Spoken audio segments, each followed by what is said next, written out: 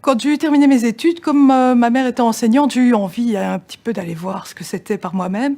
J'ai cherché de l'emploi en tant qu'animatrice. Bon, je ne trouvais pas, ça a duré 3 ans.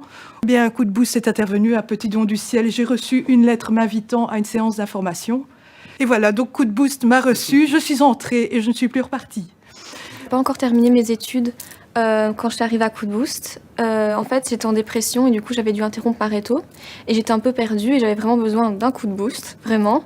Et du coup, voilà, j'ai fait ma formation du coup ici pendant 6 mois. J'ai repris ma réto, que j'ai réussi. Et puis, depuis, je suis à l'université et j'étudie les langues.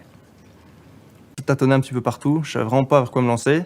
Et quand on est comme ça, on est un peu coincé parce qu'on se dit j'ai plein de possibilités devant moi, je sais pas laquelle choisir.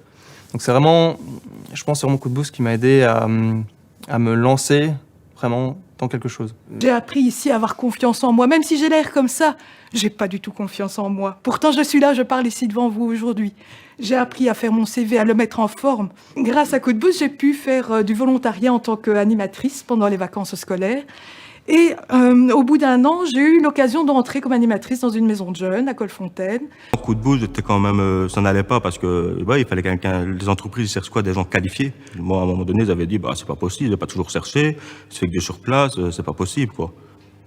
C'est ma conseillère foraine parce que j'étais au chômage, donc c'est elle qui m'a conseillé Coup de boost.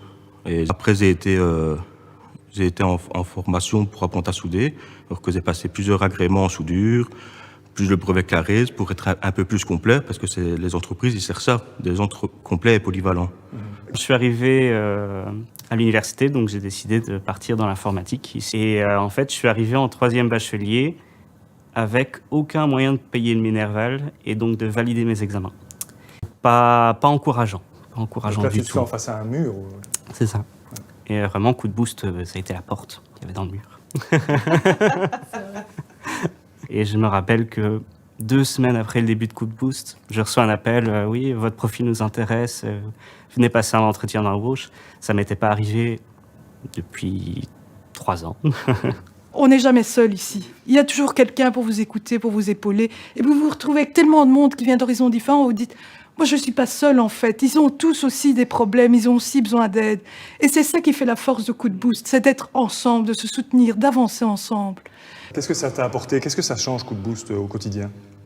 Ça changeait quand même ma vie, parce que si maintenant je suis là avec mon contrat et que j'ai mon travail fixe, que c'est quand même compliqué de ce moment d'avoir un CDI, ça a quand même changé, ça change une vie quand même. Moi j'ai vraiment eu une bonne expérience, et si je l'ai déjà dit, si je suis là maintenant, c'est grâce à vous. Et ça se passe bien? Ouais, c'est magnifique.